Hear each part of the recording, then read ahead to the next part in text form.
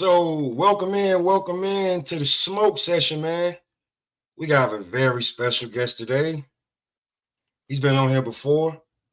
You know him. He's the young phenom, young Joseph Brown from TMT, the Money Team. What's going on, King? Not much. How are you? Oh, maintaining, man, maintaining. Trying to Cool. make it. About to have me an iced coffee. Try to stay hip. Yeah. Um, so what's been going on with you, man, since your last fight? And nothing much. Just been, chilling, training. I never stop training. I'm always in the gym. So, just training, staying ready for whatever's next.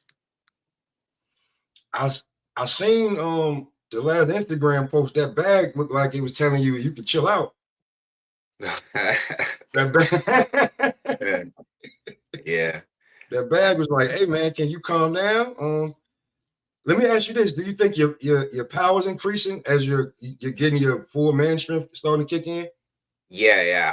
Honestly, I do. I feel like just like day by day is slowly getting, stronger and stronger. I'm slowly starting to like grow into the man strength, which is still not even here yet. I'm starting to, tap into a little bit of it. So it's nice. Yeah, because I'm I'm like, yo, why are they not doing him like? Because some of the guys that they be showcasing, I'm like, man, this guy is not really like that. Yeah. But you know, he willing to go in there and just get punched around just so it can look good. So I'd be like, maybe it's because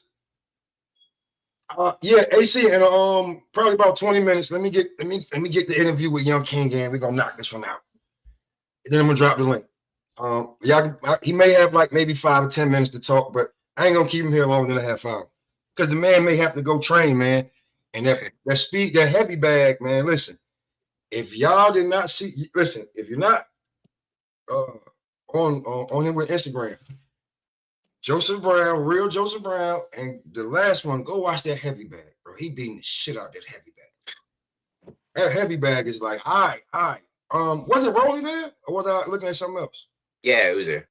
Okay, so you and Rolly, do y'all have like the combat thing? Because Rolly is trained in mixed martial arts. Do y'all like that's how y'all click?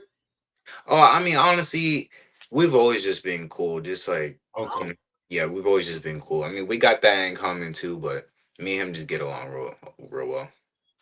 Now I know you said that you didn't, or you didn't even confirm. But I started telling people, I said, hey man, the reason Rolly was looking so good, he been in the gym with the young phenom. You just can't be in there doing the shit Rolly was doing. No. That's why he outbox Ryan. Because Yeah, if he did spar, you just saying, yeah, we did work together, but at the end of the day, I don't like taking credit for something that he went in there and did. Like I did my stuff as best I could to help him, outside of the ring, but at the end of the day, he was the one in there that went in there and yeah, got it that's done. true. But it can't help having good work, man. Having great work, it can't help. Because you're taller than Ryan, right? Yeah. That made it easier for him to close the distance. If he could get a little bit with you, that make that easier. Yeah, yeah, You yeah, know it's what I'm true. saying? And Ryan's been off. The timings are off. He didn't really want to fight. Like the build up to the fight, they didn't even have Rolly in any of the commercials. So I'm like, yo, Rolly fuck around winning this fight. What they gonna do? Yeah. So that's how that go. Um, how much longer you think you gonna stay at 54? I don't know. I honestly don't know. Like I'm like right now, I don't have no problems making it like no issues like at all, no struggle. But Mm-hmm. I definitely feel like eventually I am gonna grow out of it. So it's just gonna be like one of those things where if I just kind of like hit a random growth spurt and just get big and just Yeah, can't it's, do it it's anymore. it's gonna happen, man. You're not even Yes. 21 yet, is you? No. No. Oh, Easy. oh man, shit. We'll see. 20 mid when like you're mid halfway through that year 21, you're gonna go into the bathroom and be like, who the fuck is this? Everything that you have been doing is just gonna finally show up. It's gonna Yeah. be different when you because you're 19. Um, do you have any aspirations? I want to hear your aspirations. You know, everybody want to know how it feels and what you want to do? Like, what you want to accomplish in this sport? You Man, know, I just want to be the best. I want to be, recognized as one of the greats and become like a household name. okay, because a lot of guys just be wanting the money. Because Tank's getting he's getting the 50 million. It's the money, but he never said he wanted to be the best. He said he wanted to change the situation. So, but if you want to be the best, that's something that to strive for. And I'll be real with you. I'm at a point now where I'm looking for the new young fighter. Mhm. I love Bud Crawford. I love a lot of you got, but at the tail end of their career, how much Yeah. longer? Because people are gonna ask about you and be like, "Who the hell is this kid? How I miss him?" You wasn't looking. You Yeah. wasn't looking because he's on one of the biggest promotional teams. He's on that. He's just been doing it. I say you're doing it the hard way. Yeah. You're doing it the hard way. You're doing it on the smaller promotions. You're not asking for, hey, put me on this, man, so I can. You're not begging for that. You're taking it how it comes, and you're gonna build it. That's how I know you're gonna be a champion in two different combat sports. Because I'm waiting to see when you go to UFC, MMA, if bare knuckle, if they got the bag for you, I know somebody's gonna get their ass whooped when it comes to that. Because when I watch you box, I know you can box, but it look like when them guys be trying to hold you, you like, hold on, let me not put him in this move and lock his arm up real fast. I'll be like, yeah, he just. So it seems like the transition to boxing is going really good for you. Yeah, it's been smooth. I mean, like I grew up doing everything, so I'm, I learned how to be great in everything. You know what I mean? So when the time's right, that transition is gonna happen. I'm gonna go do what I need to do in the other sports too. Now, on that note, that you've been growing up doing everything. I remember talking to your dad, and your dad, y'all self-trained, y'all home trained. You're kind of like Creed, bro, because you don't have to fight to make good money. If I'm not mistaken, what your dad said, you could be a chemical engineer. Yeah, I mean, like, what, if I didn't fight, I feel like, I'm because I feel like one of my best attributes, like, as a fighter is my ring IQ, just like me using my head and my brain. So I Yeah, feel like if I wasn't fighting, I'd find something else to do, you know what I mean?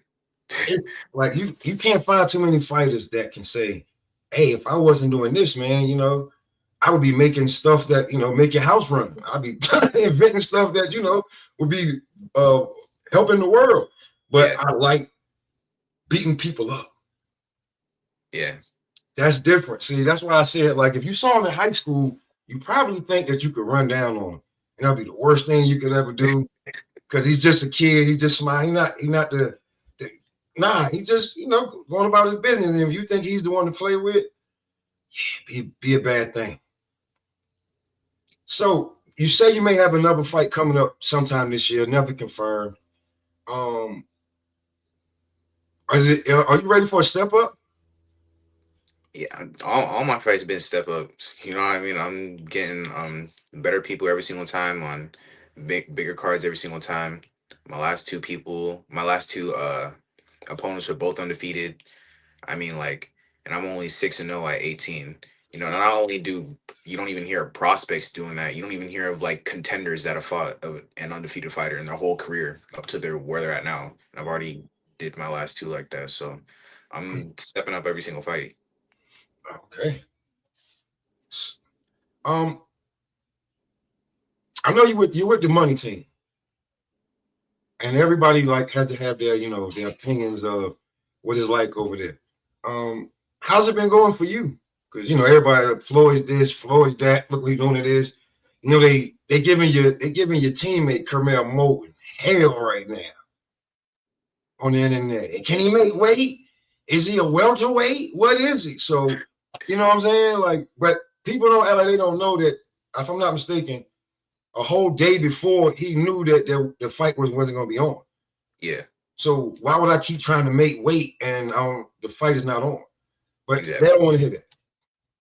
No, I mean, at the end of the day, people can talk and say what they want to say, and people are just gonna listen and receive what they want to listen to and receive. You know what I mean? So, that's just how it is with people. But for me, Floyd's been super cool with me. He's been treating me amazingly. He's been keeping me active, putting me on the biggest cards out there, making sure I'm being paid well, and he's like, he helps me in and outside of the ring. So, I love it.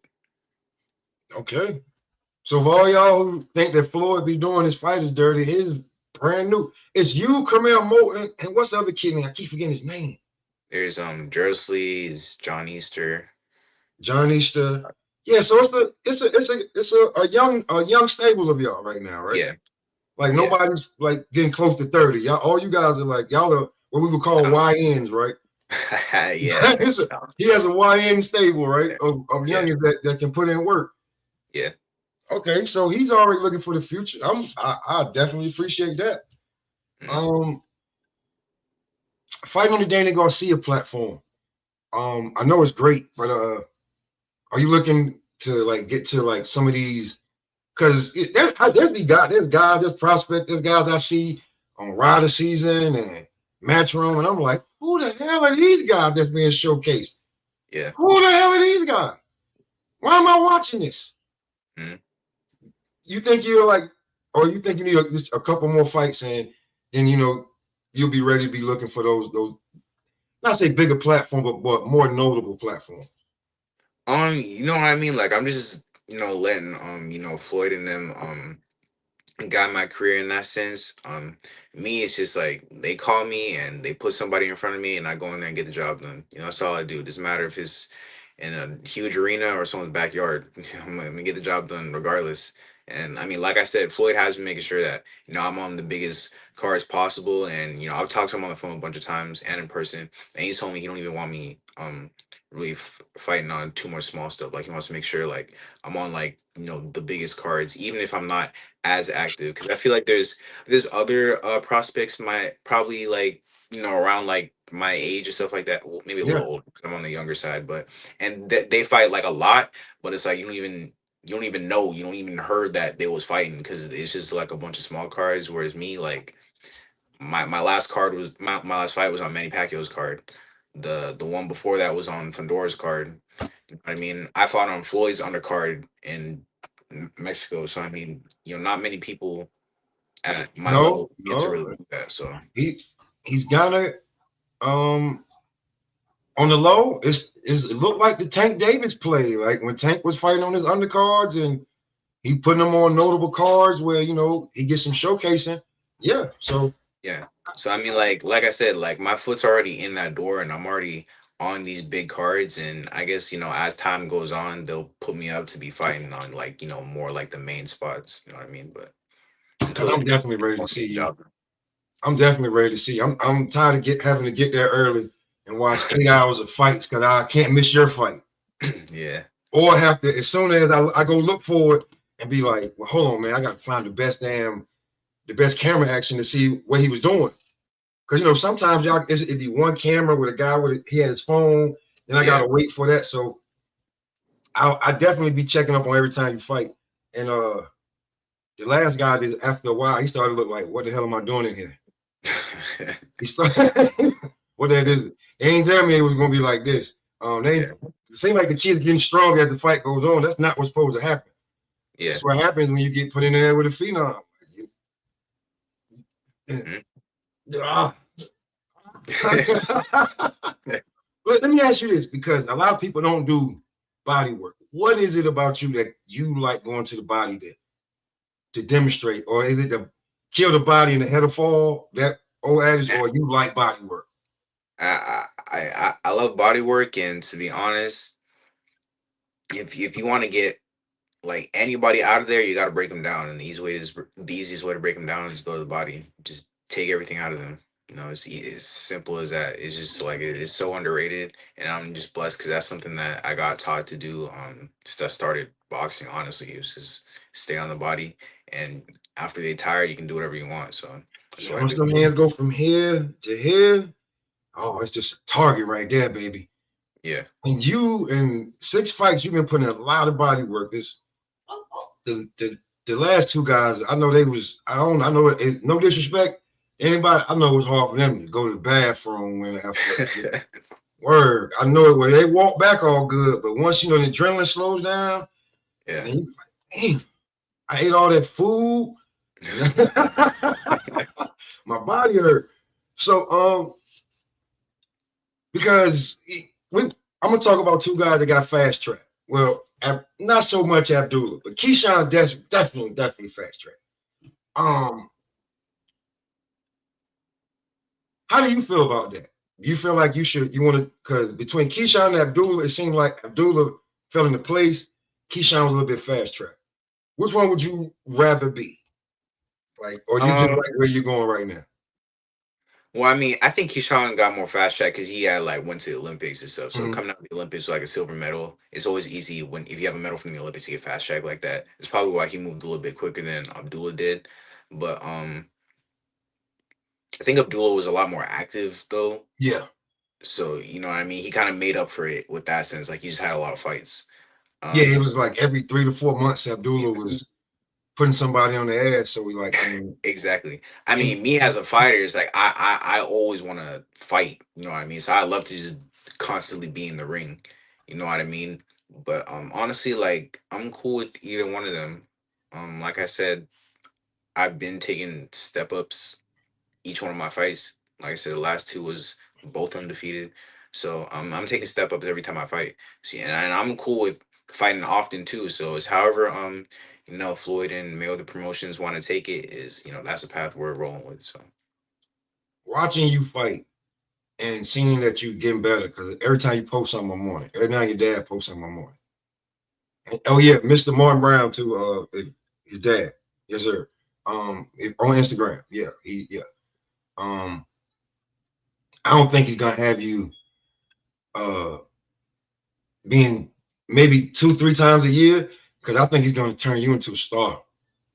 mm, I can see he's going, and maybe at 54, but I can see right about now in the next 3 to 5 years, 60 to 68. Yeah, yeah, yeah, yeah. Because at 68 right now, you got nobody's checking for that division. I hate to say it. And where they just now, I guess, Janabek and Laura are going to finally fight to get a unification to like bring some life back to that.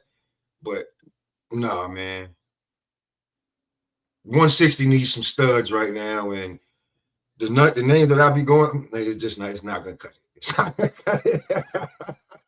It's not going to cut it. Because I can see you after a while when people finally see you and see your name, then they can start talking about you. Once they start talking about you, then they start being negative. I ain't fought nobody. I ain't this. I ain't that. So, and then sitting at 54, and you're not already in the mix in the top 15, it looked like a struggle to get up there to get some good work after a while. It looked like a struggle right now at 54 to just get some good work in the ring. Like, you're either gonna be fighting somebody that's blowing up or somebody that's coming down in weight that's gonna take that check. That's what it look yeah, like to me. Like, I don't know if people want to lose their spots because it's such a hot division, but that's how I feel. Like, ain't nobody trying to lose their spot unless it's worth it, and it was like some type of contender fight or something, which keeps their name in the top 10, 15. But yeah. somebody saying, yeah, I'll take on the young boy real quick. That's at like number 11. No, he's not about to do that with you. I just see it. Nobody's going to do it. So have you thought about moving up in weight, or you just like, whoever they send, that's who getting their ass with? Yeah. I thought about because obviously like, I'm not done growing yet, so I'm gonna probably have to regardless. You Mm-hmm. know what I mean? But let's say I mean even when I get to that ranking point, like if I'm still at 54 and I'm making it no problem. I mean whatever opportunity presents itself the best is what I'm gonna take. If they give me a shot at 160, at that point, I just go up and take it. Or if I don't feel like it and I think I'm still gonna be fine 54, I'll just say 54. You know what I mean? I just do whatever I want at that point. So you know what you want to do. See, a lot of fighters get talked into stuff. Yeah. A lot of fighters get talked into stuff, and then their head get big too. Like, I hate to say it, I hate to use them, but looking at Adrian Broner's this past few months antics, like a guy that had the boxing world in his hands, just too much at one time. What I think, Yeah. too much at one, too much height, too much money. Uh, too much ego, too much pressure, and it cracked. I think that happened with Keyshawn too. A little bit too much, a little too fast.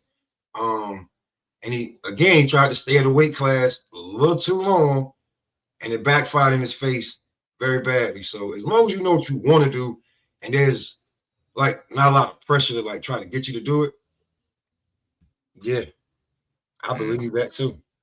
yeah. Um, so coming from Canada, how is that? Coming from Canada, because you kind of get the oh, he's Canadian. You know what I'm saying?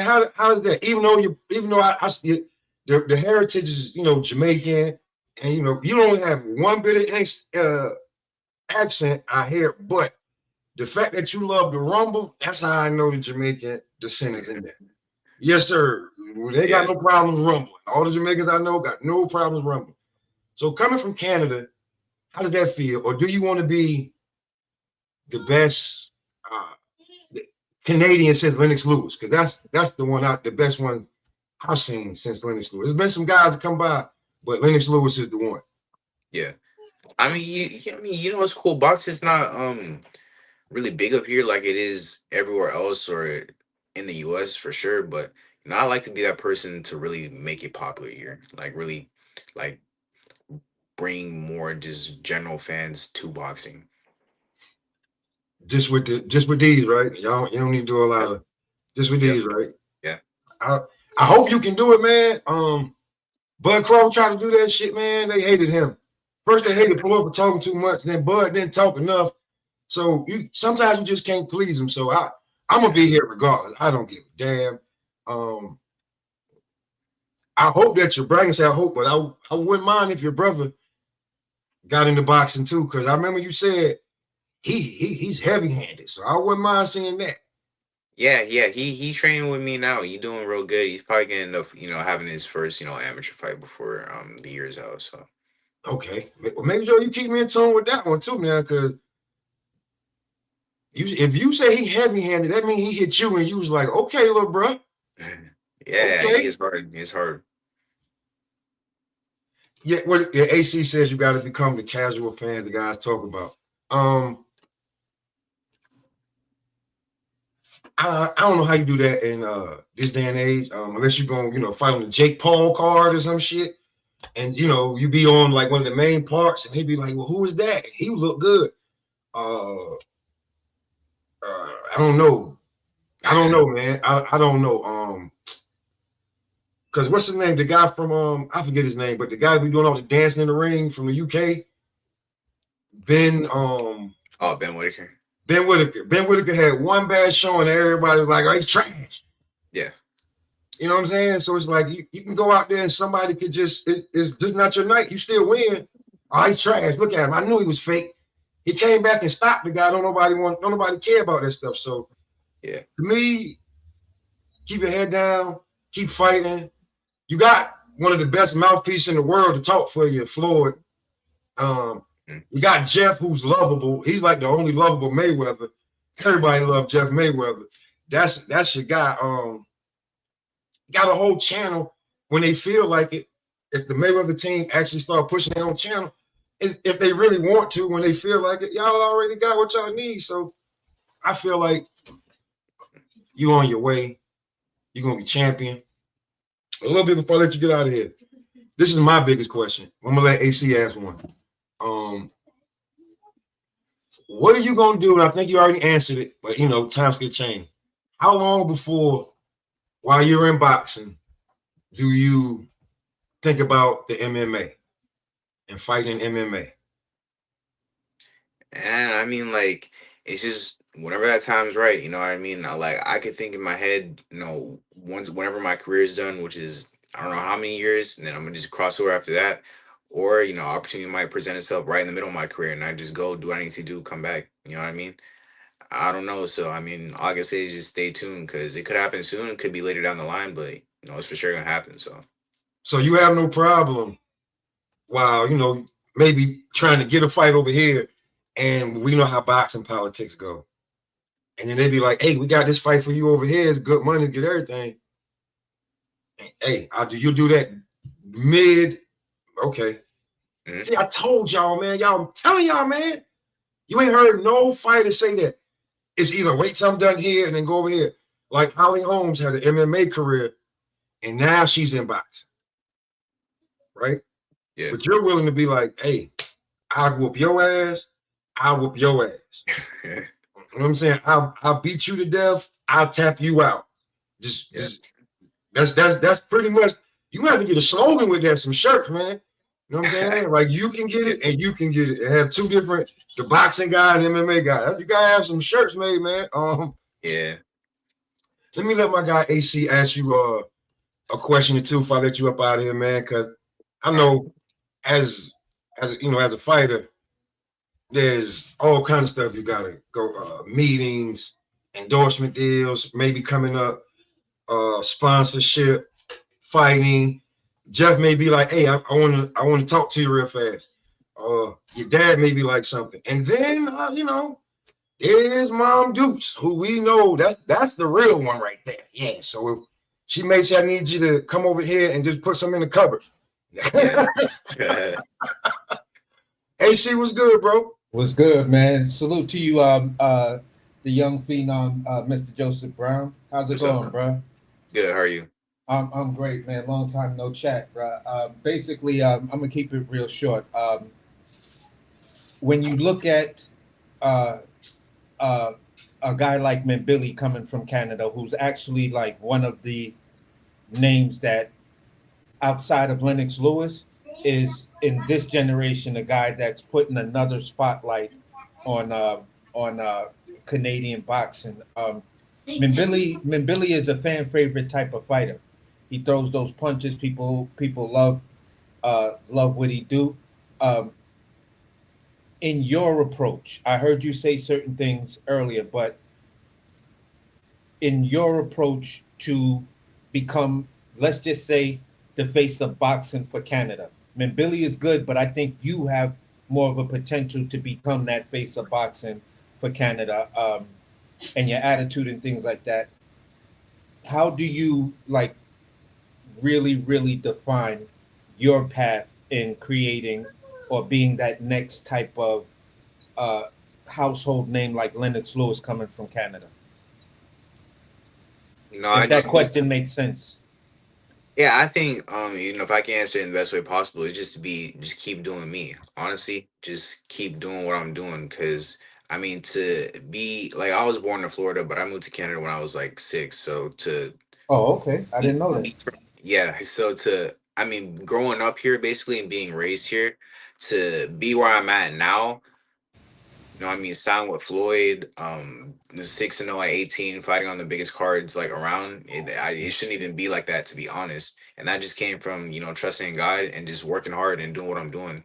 So in order to get to that status one day of being one of the best to ever come out of Canada, being that household name, and having a legacy behind myself, is just continuing on the path that I'm on right now. You know what I mean? Just keep doing what I'm doing. And for someone like M. Billy, like I'm super proud of him, of course. And he's out there like putting Canada on the map. And there's a lot of other great fighters too that are coming up that are starting to put Canada on the map, like Yeah, definitely. Lucas Body and my Yeah. friend Chan Thompson. Like there's a lot of great boxers that are starting to rise up and come out of Canada.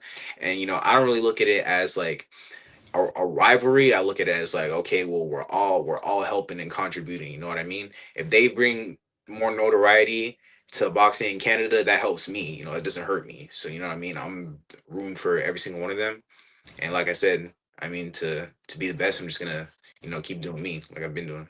And my last question would be, I've spoken to a couple of guys that have YouTube channels and or podcasts from Canada. Up north boxing. I spoke to this guy. Are you making your way through Canada's guys? Or have they been reaching out to you? Yeah, I have done. I've done a few different interviews and podcasts with different people from Canada. So I'm always open to do it with everybody, but especially people from Canada. I want to help them out, Oh, all right, all and right. it helps me too. So Yeah, definitely. Because for me, I'm gonna keep it a beam with you. I'd rather see the path of you conquering Canada and becoming that name in Canada, and then branching out, becoming the casual fan of Canada. Their guy. Lucas Body is a guy that us Americans know about because we're kind of like die-hard fans. Some of the other fans and stuff like that. And Billy is starting to uh, actually cross over because of some of the cards he's been on and his performances and stuff like that. But I think you're like the guy that's about to get the 2 Michelin stars, the guy that's the hidden gem, the guy that it's like, yo, listen, you got a lot of names, but trust me, when that dude uh gets his shot on the big stage and he's not so buried in the card and people can like really notice him. You feel what I'm saying? I think that's the thing that just says a lot of the shift might start to go your way, and then people are gonna be mentioning, yeah, you got Billy, you got Body, you got such and such, and yo, you can't forget Joseph Brown because Yeah. that was like the path that happened with Mason. People were mentioning some of the young guys, but Mason was the guy that was slowly ticking up, putting people on their ass and letting his performances speak volumes instead of Yeah. being on the social media uh, tour where I'm tweeting everything and everything like that. So at the end of the day, man, this wasn't really another question, but just keep doing what you're doing, bro.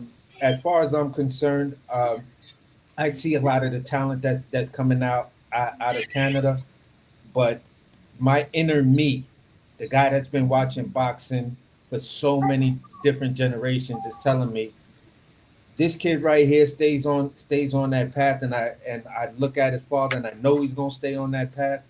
This is the next thing coming out of Canada, and salute to Florida. You feel what Yep. I'm saying? Yes, So sir. exactly. So at the end of the day, I mean, you coming from the bottom of the USA to go all the way to the top. You feel what I'm saying? Like that Drake Yeah. song, from the bottom to the top, we here. You know You what I'm feel saying? what I'm saying? So I'm gonna end it with that, man. Salute to you. Great talking to you again, bro. And keep doing what you're doing, man. Us American fans that are diehard fans are constantly talking about you and bigging you up, bro. So you got some diehard fans here in the U.S. and I'm definitely one of them. Thank you. I appreciate that. Yeah, we definitely here, man. Well, I'm telling people like, yeah, I'm like Joseph Brown's probably my new favorite fighter, bro. Wait, how tall are you? 6'3", 6'4"? I'm like 6'2". 6'2"? You don't. It looked 6'3" in the ring. He's cut. He's tall. You know what I'm saying? He's like no diddy. He's handsome. Like yo, you can't keep denying that when you got to put somebody in the front. Like you don't, no disrespect, but you don't want to put, you know what I'm saying, a mule looking motherfucker up there. You know what I'm saying? That's not your front runner guy. I'm sorry. I don't care how much. If he can fight and he looks good and he can talk and get humble, that's the guy you're gonna be putting in the front. So in the next few years, y'all, whoever watching, this kid right here, this kid right here. I'm gonna make sure I do it right. Let me see where it's at. This kid right here. Let me see. This kid right here will be champion, possibly in 2 different combat leagues. And I ain't talking about that Dana White shit. I'm talking about real MMA and real boxing. So on that note, man, I'm gonna let you get up out of here, young king. I'm sorry, I can't even hear you. I said I'm gonna let you get up out of here. Can you hear me? Wait, hello? Hold on, my shit be tripping. Can you hear me now? Hello? What the fuck just happened? Hold on. Hold up. Can you hear me now? That's so weird. I can't hear anything. What the hell? Can you hear me, Joseph? Yeah, I can hear you. All right, but basically, Pop is saying he gonna let you get up out of here right now, and it was great talking to you. Oh, okay, yeah, for sure. Thanks for having me. I don't know, that's pretty weird, but yeah, thanks for having me. Anytime. And thank you, man. Young King, man. Joseph Brown was in the building, y'all. HC was good, bro. Man, what's good, man? Everything good, man. Yo, listen, man. It's just getting everything together, man. I just got in and I was like, oh, Pop talking to the young phenom. Oh no. Yeah, I had that one set up a few days ago.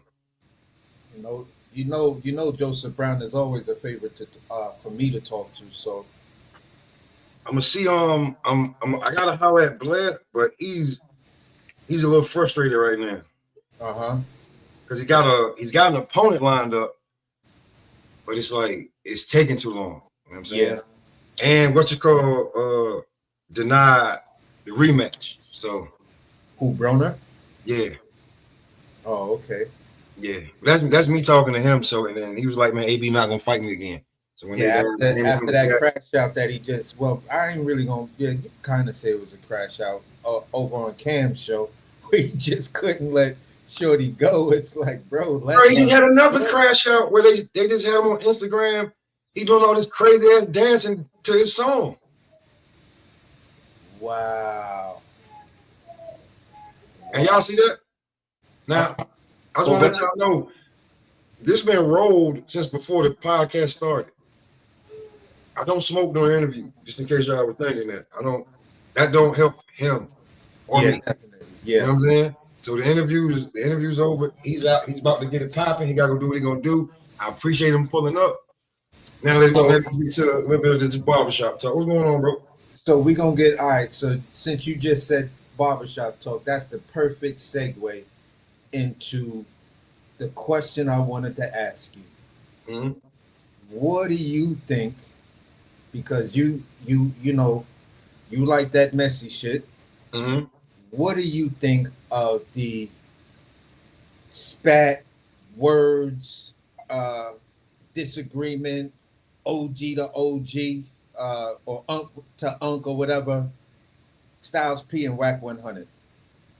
I think Wack was out of line. Okay. But he's defending his side, but he was out of line. He needed something to say. The fact that Styles P stood on what he said and was like, I'm not going back and forth with you, bro. You know where we can meet and we can talk like men. He lost calmly. He lost that. To be truthfully honest with you. Styles P said what he said about the no jumper guy, so that's how he felt. That's how he felt. Like I do feel like he should have left Hocus for Fifth alone, but when you're a content creator, you know what I'm saying? When you at that level, just you spoofing a nigga will add to the talk of it. So he got what he wanted out of it. Y'all people can call him, a cuck because of the shit that he does, him and his wife or whatever. But he got what he got out of it. All right. I mean, because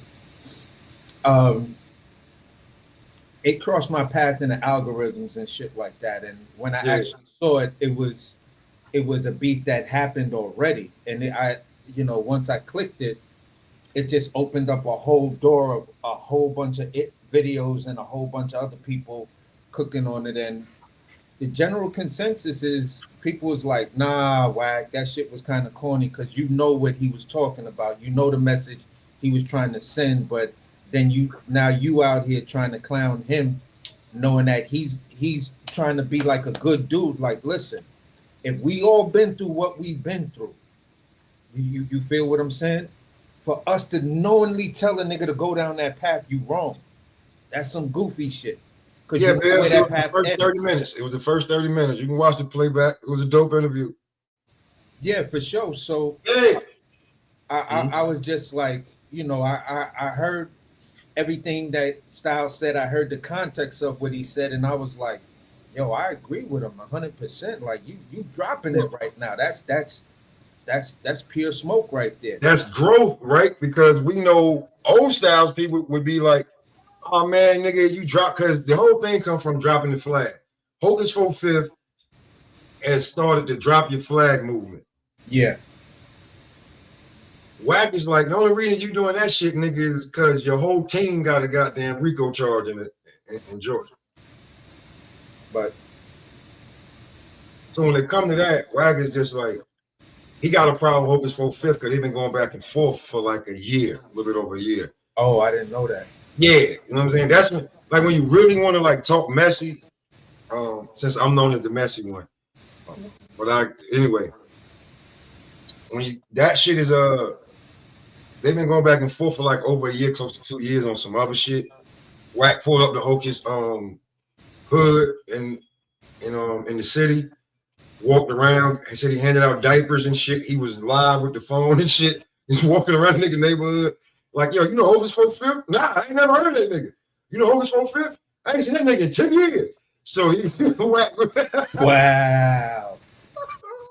He walking around too, bro. He like, you know how long it take to walk a New York City block.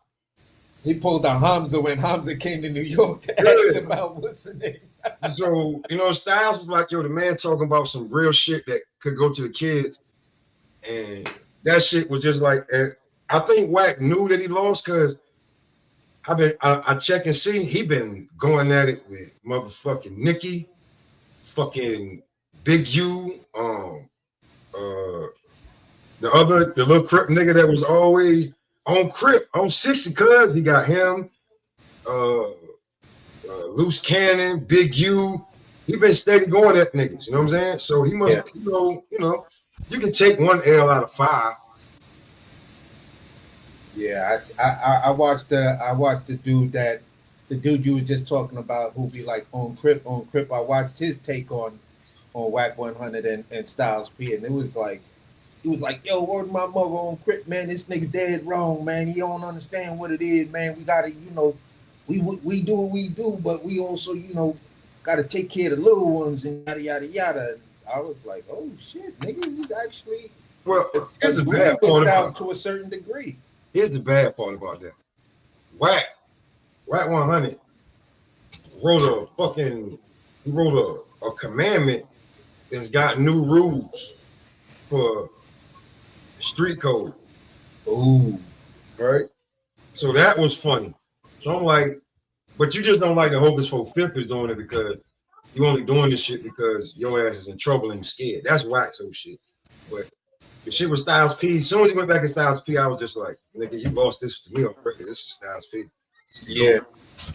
It's the ghost. The fact that the ghost ain't got 2 knives in his hand, like, yeah, Wack, fuck these niggas. Lets me know growth. Yeah, definitely. Because at that, like, when I'm listening, like when I finally listened to all of what Wack said, I was like, I hear where you trying to clown him for that particular charge, but you not bringing up the thing that got him parole in the first place. Nope. You feel what I'm saying? So he did not go to jail, and his whole parole and everything else of when that stabbing happened, that was a violation of parole. You feel what I'm saying? This dude was still on parole when that shit happened.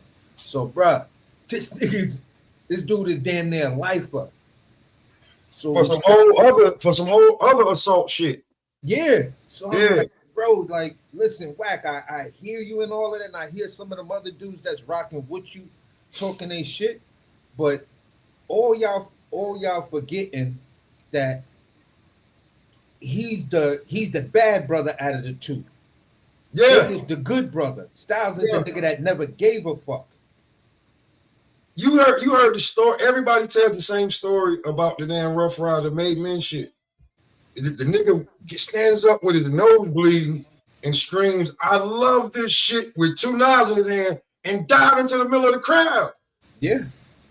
So it's like, this nigga is something wrong with him. Yeah. So, I mean, but when it came to that, that shit lasted to me probably about a week or so, and then I was off it. I was like, yeah, you're not gonna win against, like, if you win against anybody else in New York, maybe you could have got something, but not the Ghost, bro. It's not gonna work. Yeah, it's like 2 niggas out here that on that level, if you try to go after, I really don't. Well, maybe 3. You could say 50. You could say Styles, and damn, why I just brain fart on the other name, or Cam. Yeah, you see what's happening when you mention them names. You know what I'm saying? You can't front on Nori, but he ain't in New York no more. So it's certain shit. Yeah, like they like. At the end of the day, man, it fell in my lap maybe about a week and a half ago, 2 weeks, and I just been sitting on it. I thought it was kind of still fresh the way dudes was talking about it and covering it, because some of the They videos needed was like a content. day old, this and that, Them hours old. niggas needed content, AC. Oh, all right. Them niggas needed content because if you didn't jump on it when it happened, that means that you already had topics and that's backup. Yeah, so for me, it was just like something I saw. I was like, oh, okay, these It was niggas. funny. It was funny for a second, but I was Yeah, like, yeah. you're gonna I lose this mean, time. it's already. I'm only bringing it up. I mean, I'm completely off of it, but I was only bringing it up because I was like, damn, the homie that deal with the messy shit. I haven't seen him really cook on it. So if I have the opportunity, I'm gonna just bring it up just to take Yeah, just to see his take. yeah, shit like that happened. But well, let me ask you this: since this barbershop talk, after it's settled in now, how do you feel about this Tank and Jake Paul shit? I'm staying 10 toes down on it, bro. I've always from day one I've been trying to tell dudes, listen, please don't come at me and tell me how pissed off you are and Tank is only chasing the bag and yada yada yada. I'm like, all right, bro. Let me ask you this question. When Tank fought Conor McGregor, how did you feel about that? How did you feel about Tyson Oh, when Fury Floyd versus, fought Conor McGregor, huh? when I Floyd mean, fought, not Tank. When Floyd fought Conor McGregor, when Fury fought Ngannou, when AJ Sparks Ngannou, you feel what I'm saying? When Floyd fought Logan Paul, I'm like, bro, when you at this certain level, you got to give something back. And at the end of the day, for me, I said it like this: it's a brilliant business strategy if depending on what he does next. Because when you look at the dynamic, look at what Jake Paul did with Mike Tyson, the second highest viewed professional, the second highest viewed boxing event ever viewed. You feel what I'm saying? Not on some even not, bullshit. not even Floyd versus Conor McGregor, which gross total was something like 600 million. Yeah, You feel what I'm saying? They didn't have the views that Jake Paul versus Mike Tyson did. Amanda Serrano and Katie are gonna go down in history unless some other car comes up with the most viewed female boxing championship fight ever. You feel what I'm saying? 50 million. The crazy thing is Bud versus Canelo, and I knew it wasn't going to do those same numbers, but it did have, according to the reports, 41 million, which was still like, yo, that's a mega success to me. You feel what I'm saying? Ali versus Spinks still got that. Now everybody's trying to chase lightning in the bottle with fucking with free streaming because the streaming company says, listen, I'll put the fight on. That pay-per-view shit, I don't really want to fuck with that because then the pay-per-view doesn't bring me new subscribers. So why did Amazon let Tank go over there to fight Jake Paul on Netflix. on their rival, their absolute direct rival, which is Netflix? Why did they make that business decision? Because they said, listen, you go over there, you do that. When you come back here, I'm expecting if you do this Lamont Roach rematch and you want us to pay for it and put it on our platform, I'm expecting X amount of numbers and X amount of views, and I'm expecting X amount of subscribers. If you can build that fight and make it happen, good. But that fight is not happening until you can give us these guarantees. So for me, that tells me to a certain degree, and this is just my conspiracy theory. I have no definitive proof on everything I'm saying moving forward. I just feel Amazon put that pressure on them in PBC to say, listen, if you guys want us to continue to cover these fights, we need numbers like what Jake Paul, like what Netflix is doing. I'll understand this will be the first one. So if you can give me 15 million views, at least 15 million views and maybe 3 to 5 million new subscribers, that's a good starting point for us. So you have to do that shit because I think Lamont Roach is next after this, and then after Lamont Roach, he's actually going to try to make the Shakur Stevenson fight, which may, if he can do it under these circumstances, and it's just a good entertaining, fun to watch fight with Jake and Tank, then you're bringing all of those casuals to the game, and it's the casuals that tune in for everything. Us, some of us diehards are like, hell no, I ain't watching that bullshit. I ain't watching that bullshit. And some dudes will stay 10 tones down and don't watch it, but it's the casuals who 110 million casuals worldwide or whatever, or 100 million casuals worldwide watch that Jake Paul and Mike Tyson fight. The other 10 you could probably say were all diehard fans. So 10 million diehard fans still watch that fight. If I was going to try to break down those numbers. So it's a brilliant move to me, man. I like it. I ain't mad at it. I have no problem because dudes talk about the Turk, and the Turk is basically the same thing. Who the fuck is the Turk? What serious boxing background does the Turk have? He's a casual fan that has a shit. BBO going at you in the chat. Huh? BBO said, he said AC is capping. Who was paying him to say this stuff? Nasty word. He said AC be biased as hell. BBO, man. Yeah, BBO. You know BBO be trolling. Yeah, hell yeah, bro. Cause he be over. Yo, listen, BBO, bro. Listen. I honestly feel that way, bro. I can't help it. I honestly feel like this, like, I don't subscribe to shit like this, but I understand the business side of shit like this. And I really think that you tell me, BVO, in the comment, why would Amazon let their star, go over to their rival and have a fight? That's a serious question right there.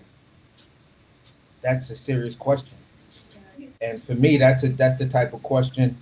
If I could ever ask Tank that, I would ask him that. Like, bro, how did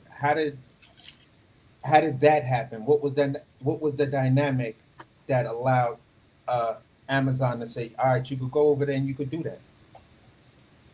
I haven't heard anybody say this as a narrative, bro. You tripping? They don't got it because he ain't say it first, but he said he wants Jaleel Hackett versus Xander Sayed. I wouldn't mind that fight as a boxing fan, but as top rank, I know you ain't getting that motherfucker. Not first offhand. I don't think. Yeah, I don't know about that one. I mean, maybe Hackett versus Xander at 60.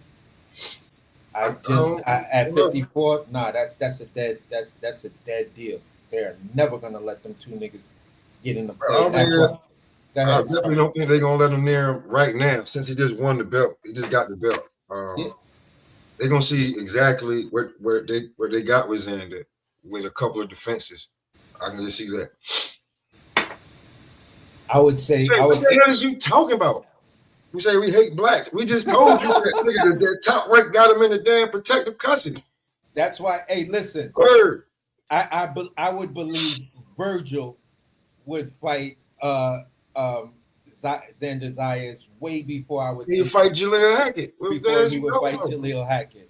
You feel what I'm saying? For me, when I look at the moves, when you look at the moves of Charles Conwell, right, and you look at that whole situation, for me, when I feel that Oscar set what's the name up, probably knew he was having a tough training camp, was probably going through some personal issues and shit like that. You feel what I'm saying? Because when you ain't making a lot of money and your name is ringing bells out there, that level of pressure and other things with Charles Conwell? Yeah, that shit starts. That was his last fight on. That was his last fight on Golden Boy too. Yeah, so it was like he may have been, whatever, and he might not have been all the way up for it, but y'all knew y'all was sending him in there with a ringer. Well, I'll say this because I said the same. I ain't say that, but I did say that. Um, I before I said anything, I had my narrative, but then when I asked him, he was like, "Yo, Charles got to stop fighting like bad news all the time." Yeah, I I was like, remember when Ohio said that. yeah. So he was like, and I was like, but when I spoke to him on the phone with it though, Golden Boy signed Charles just to put him on it. Yeah, exactly. The same way they do a lot, damn near all the black fighters. Anyway, And that's the point. So they held him there, knew he was going through some stuff, maybe some financial stuff that may be fucking with his head. I don't know, but then threw him in there with this guy that has a very very awkward style. And from what we always hear, Charles Conwell is always fighting like a salmon moving upstream, and they don't never really let the man actually have a full training camp. It's always a short call, short call, short call. I'm And telling you, what you call is he like everything. I was saying all that to him, but he said he still got to stop fighting like bad news. Sometimes he can't. He got to fight on the outside because he can, but he just loves to fight mid range to the inside. But sometimes he like when you can't do that, you know what I'm saying? You like shit. What happened? This is what happened. You make took a loss at the worst time. Like now you're free. And for me, I'm only saying it just kind of feels like a setup when you look at, all right, we need to move Conwell or slow Conwell energy down, because it's either they're asking for Conwell versus Xander Zayas, or they're asking Conwell to fight either any Virgil or any of the champions, especially Fundora. So you can't make money off of motherfucking Virgil if Charles Conwell is the damn champion, or if he's fighting the champion. So that's a definite when it comes to them. Like they definitely understand that shit. And then look at the outcome. Two of the names we was asking, well, one of the names we was asking Charles Conwell to fight, the guy who beats him, right? Mm-hmm. Then gets a shot at Xander Zayas, and both of them then get into a fight fighting for a belt. So that shit looked like, listen, between Top Rank and Golden Boy, they said, listen, he's a threat to you and he's a threat to me. He threat that, like, if he get comfortable, maybe so. I gotta speak to Ohio again and see where he at. But if he get comfortable, you know what I'm saying? Ain't no telling what he'll do, what he'll be. You know what I'm saying? But just like you said, and we still don't know if he sleeps at night after, you know what I'm saying? Yeah. You know, a man died at his hands. Yeah. In the boxing. So, that's another thing that, like, taking it right back to Tank. Man, niggas can die in here, bro. So we are proud. At a certain point, you go from boxers to prize fighters. You go from getting paid to box to fucking prize fighter. Yeah. And Tank got a chance to make prize fighter money or glorified sparring match. Was that the fight I wanted? No. Do I understand it? Absolutely. And that's the way I feel, bro. I completely understand it. Is it something I asked for? No. Shit. Is it something that I'm struggling to say, all right, am I actually I'm for it, but am I actually going to watch it? And it makes it hard for me to say no when you look at the undercard. Yeah, because reporting, this is gonna be like, one of the first time. Chaos, salute. I gotta get up with Chaos. This is gonna be one of the first times that women are gonna fight. I don't know if the first or one of the first times. I think maybe 10, 12 round fight. Yeah, 3 minute round. So we're gonna see what, you know what I'm saying? Because now you got time. You ain't gotta rush it. So now we're gonna see. And then, like, to me, the realest fight on this shit, Gary Antoine Russell was fighting your boy. Yeah.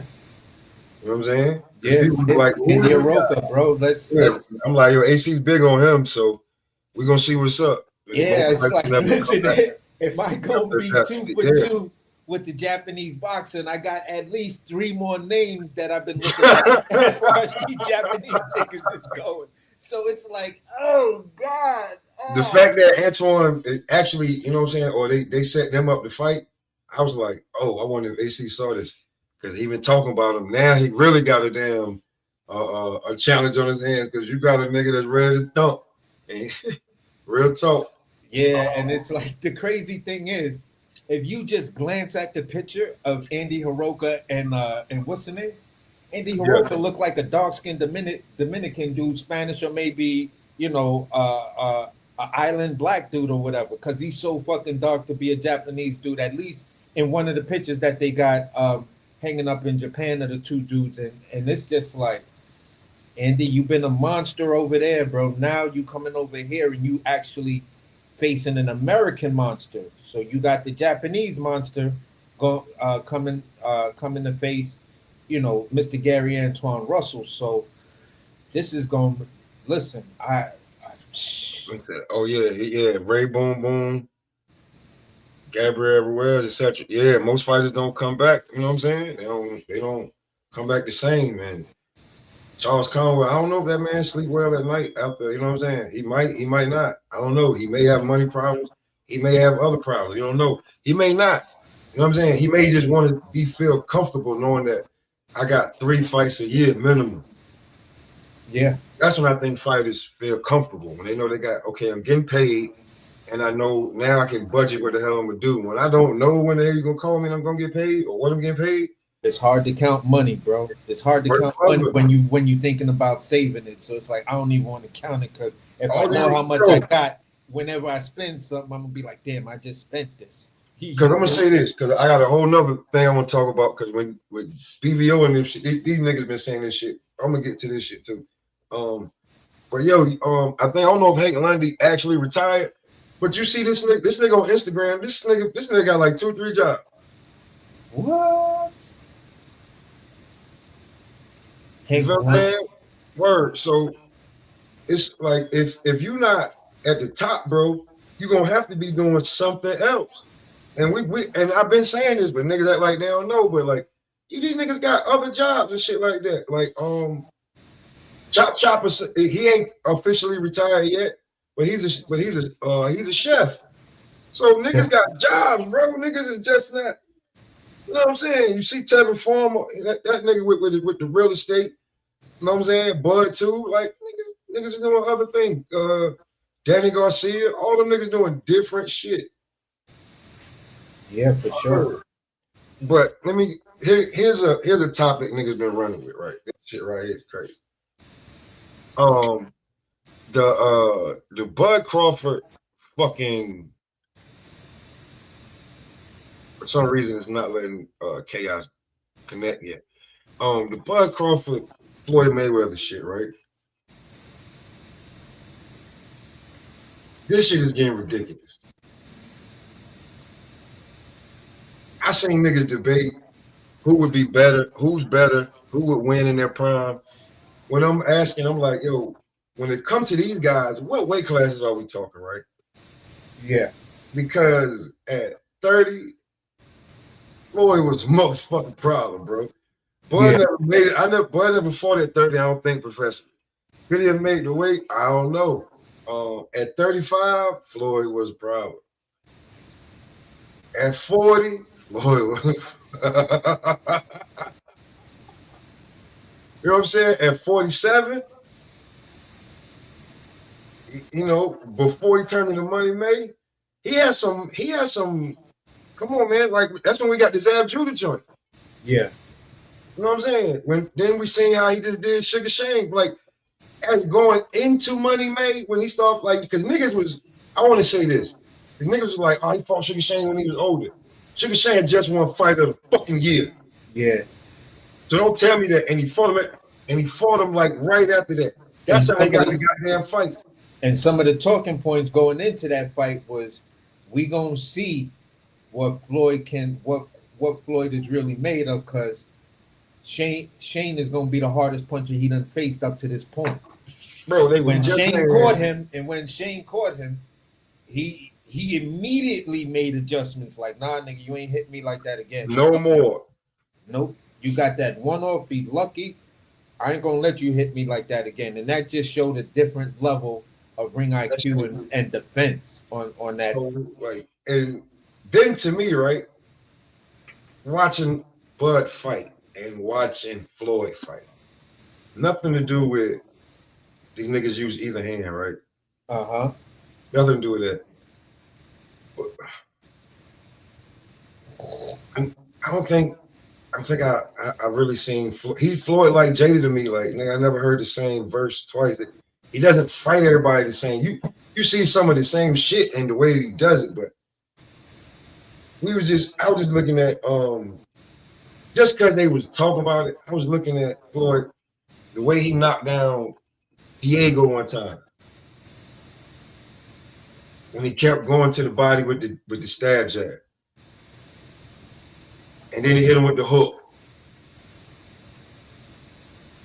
Didn't really hurt him like that, but it was like a flash knockdown. You did not see that coming. You was bending down trying to catch that down, and nigga caught you right on the chin. Bah! Sit down. So like the same, like, and then they don't fight the same, bro. So it's like Floyd been retired for like close to like he pushing on close to 10 years now. Like, And now you're saying that Bud took his crown. Like I seen a lot of that shit, and then I heard a lot of people. Just the debate is crazy to me. like for me, it's more like this. If I was to look at, if we talk, Bud started at 35, so I don't even want to put 30 or 26 out there for Floyd. Let's just remove that. Let's go from 35 to 54 or 50 something. I look at it like this. You're talking about two guys that are extremely fundamentally sound. Two guys with hellified ring IQ on defense and on offense. Mm-hmm. You feel what I'm saying? Two guys that if I need to use my feet like that, my feet IQ surpasses every one of my rivals in my generation. So Yeah. it's then you have to start to nitpick. It's like, okay, Floyd is the guy outside of James Toney who mastered the Philly show. You feel what I'm saying? Yeah, from his fall. Exactly. So when I look at Terrence Crawford stylistically, all right, what are your attributes? You've got this hybrid style that people still haven't been able to put a name to it. You feel what I'm saying? You're a switch hitter, puncher, technical, whatever. And it's just like, how the fuck do we give that a name? You feel what I'm saying? So now, when you look at it overall, and you say to yourself, looking at these two guys, Floyd changed the way young dudes want to fight, or wanted to fight and wanted to view boxing and come into boxing. We got to see at Bud Crawford his style and his wins over Errol Spence and Canelo Alvarez does the same thing for these new guys. Like, yo, that Bud style, that shit, rah. He may retire undefeated, and it's just like, he ain't had no bullshit. Do it that way. Like he ain't had no bullshit fights. He didn't do a Conor McGregor. He didn't do some of the other shit. So, but listen though, before I let chaos go, right? Listen. Okay, so break your right arm and have to use your left arm until your right arm is right. That's how you do it. Yeah. Are you really gonna do like, you know what I'm saying? Make your left arm your power arm, like for like I guess for like 4 months. Just every time you go to the gym, just be using your left hand. No right hand at all. That's what you gotta do. It's a theory. It's an argument that you're arguing that's completely theoretical.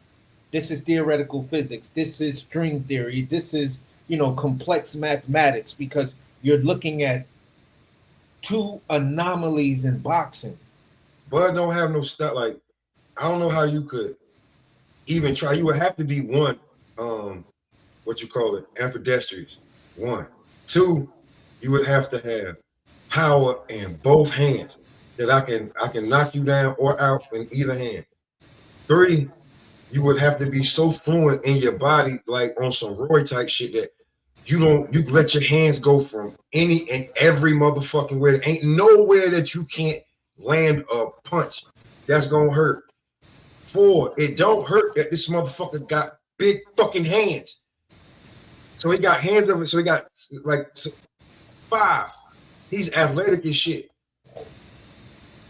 6, he has great footwork and is aware. Great reflexes and twitches and shit. His shit is like freakish type shit. We seen niggas trying to cop Floyd shit because we seen niggas get knocked the fuck out. Or we see these niggas is running. So like I think Floyd's style is a lot easier to try and do. And trying to do Bud switching, because in the first ladder of his career, he was like, you know, orthodox, and then he was switching in it. That would be the shit where people would go, ooh, and then, you know what I'm saying? Yeah. But like after a while, when he was just staying southpaw, we knew that, man, if Bud catch your ass somewhere in that corner and his feet get, you know, he starts standing like he's bow-legged, the fight could be over. That's not the same thing with Floyd. Just not. Chaos. Yo, what's good? Can you guys hear me? Yeah, for sure.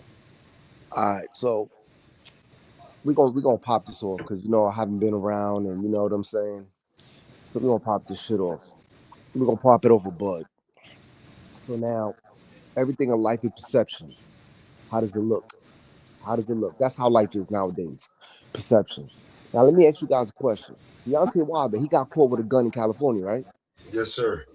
So now, And some weed. And some weed. but what popped it all off was the weed, right? Yeah, they said they smelled Bud. And then they pulled him out the car, right? Yeah. And then they pulled him out the car. They searched the car. They found a gun, right? Yeah. And he went to jail. Yeah, they took care of it. Yeah, but yeah. So how come those cops didn't say, "Okay, Mr. Wilder, have a nice day"? Well, I mean, that's kind of the same thing, but he from there. Like, I can see if that happened to Wilder in Alabama, where he from, then but like you somewhere you ain't supposed to be, and you wasn't in the area that your ass they were sending you. Like, nigga, I don't know what you was doing around there. But you know what the crazy thing is, and this is where it gets fun. Justice is supposed to be blind. Now, hear what I say. It's supposed to be, because now everybody's gonna start saying, "Yo, this fucking country, this fucking country, this fucking country." Bro, this is the best country in the whole fucking world. Mm. Some motherfuckers came here unwillingly. Other motherfuckers swam here. Me personally, my family swam here. You know what I'm saying? In the case of Bud, right? Justice is supposed to be blind. You know what I'm saying? Now, I'm in the mix. I've been in the street. You know what I'm saying? You know, I did this shit for 20 years, and I've ran into a couple of people that I considered stars, right? And because of who they were, I treated them different, right? You don't think motherfuckers pulled me to the side and said, "Yo, what the fuck you doing?" "Oh, that's such and such." "You know him?" "No, I know of him." "Yo, in this field, that shit don't account for nothing, bro. Yo, you treat that motherfucker like you treat everybody else. Because the motherfucker that don't know you could blow your head off, and the motherfucker that you want to be a groupie with can blow your head off too. So now, in the case of Bud, right? How come this shit hasn't made national news? Your guess is as good as I'm mine. gonna tell you why. I don't know with YouTube, but I'm gonna tell you why. The mayor got that shit on. Yo, it's gonna make national news. No, it's not.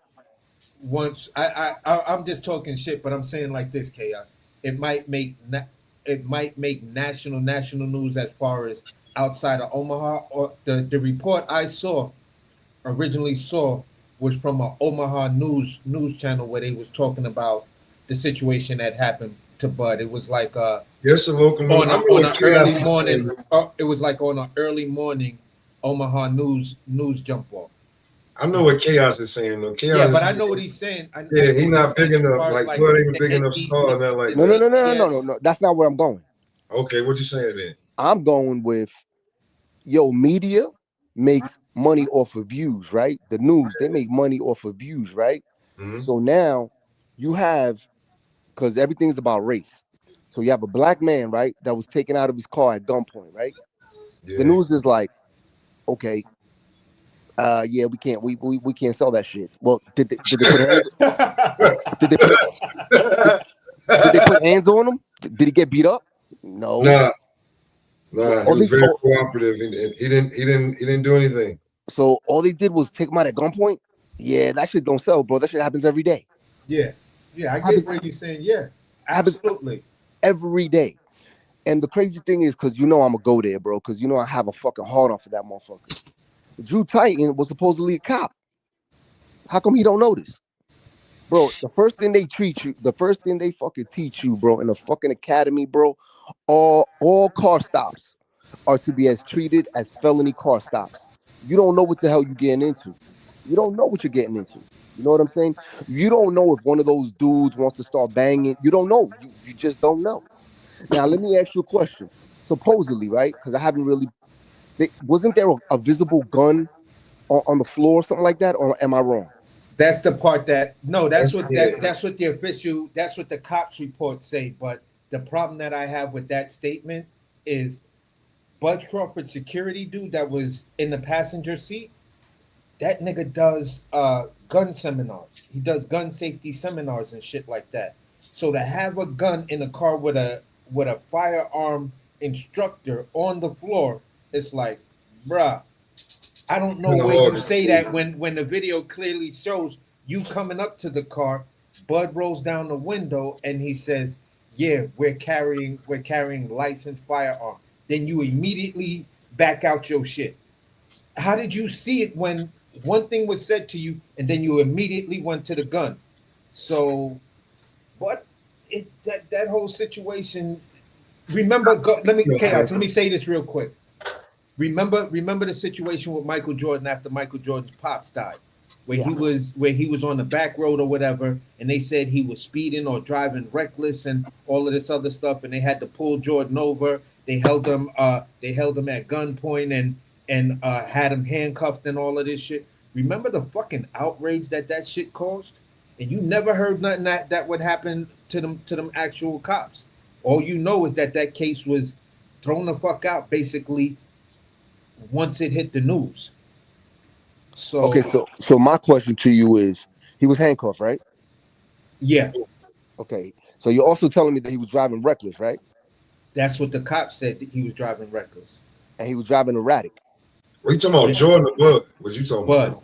but Oh well, yeah, this well, Wait, Bud, you yeah. said Jordan. What is it? Didn't you say Jordan? yeah, Jordan went through the same thing after his pops died. Remember, he was in the buggy-eyed Lexus. They had the picture of the car. The car was on the road, and then someone tried to make the accusation that he was running because uh, he may have had something to do with his own pops dying and all of this shit over gambling debts. And I was just like, come on, man. Come on. This The is Inquirer was trying to push a lot of bullshit about Jordan. listen.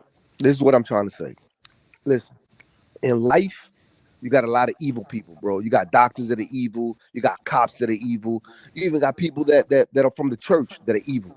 So For I'm not sure. justifying. I'm not justifying because I wasn't there. I wasn't there. I'm not gonna.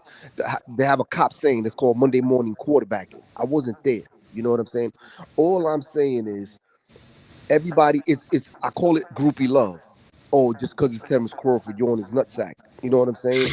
It's like, bro, it's not gonna go nowhere because nothing happened.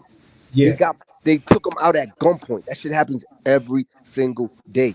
You Yeah. can take out a person at gunpoint. That person told you, yeah, we got guns. Once you tell me you got a gun, bro, that's it. It's over. Now you telling me now that we're gonna investigate whether that shit is legal. But if you're telling me that you have a tool that could take me out, yo, I'm gonna do everything in my power to go home. Cause that's the first thing. That's another thing they teach you, bro. Yo, you gotta go home. The most important thing is going home. So now, if somebody comes up to me and says, "Yo, there's a firearm," yeah, I got a gun. but it's licensed. Now, you as an individual, yo, you could be a groupie. You could be a groupie, but like, yo, I love Bud. I love Bud. You want my honest opinion? I would have showed him the groupie love. No, but Chaos, he said, listen, homie said he didn't know who Bud was. If I'm not mistaken, this was on Bud Crawford Day. When he was just on the fucking float. So it's like every cop know who the fuck. And this is not like the whole like if you was covering the shit and you was in Brooklyn, you cops from Brooklyn and you covering a nigga from Queens. This is not the same shit. Like all the cops fucking know.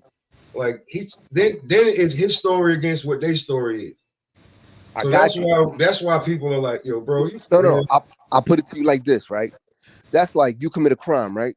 Mm-hmm. And your lawyer tells you whether you did it or not. Your lawyer tells you don't say nothing.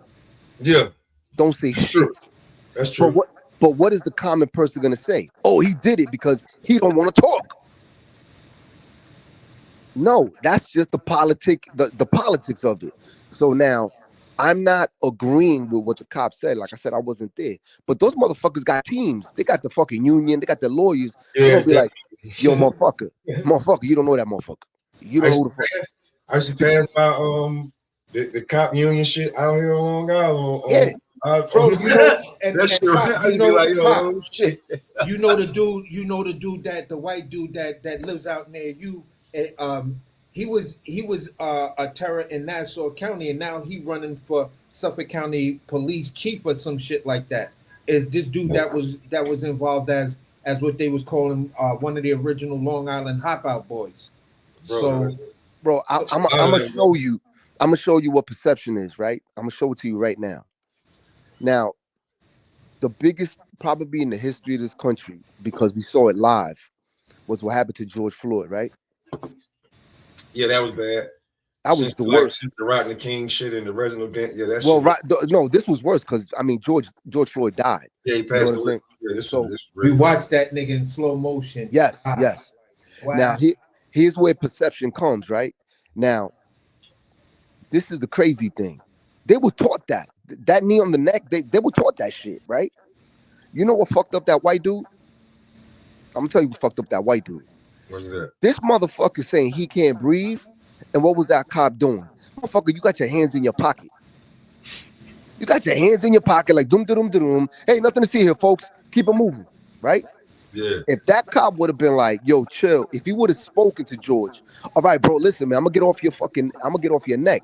But chill, you gotta chill. He wasn't talking to him. He didn't give a fuck. You know what I'm saying? He only told him when Floyd was saying I can't breathe, you heard the cop say, well, if you're talking, you can breathe. There you go. So that perception shows that he didn't give a fuck. You know what I'm saying? And it's all about perception. Like, yo, bro, you don't care, and this motherfucker died. You a piece of shit. You know what I'm saying? It became a political loop. Right? And that motherfucker's sitting in jail. But at the end of the day, bro, that motherfucker was taught that shit. He was taught it. But the way he carried himself was the shit that did him in. That's what did him in. If you out here fucking acting a fool and acting like you don't care, yo, bro, your days are coming. Your days, because that's not normal, bro. Hands in your pocket. I saw that shit. I was like, this motherfucker's out of his mind. Yeah. You feel me? Because, yo, bro, this ain't back in the day shit. Where you could just kill a motherfucker and be like, yo, man, yo, what we eating tonight? You know what I'm saying? You a cop and you in that mix, bro.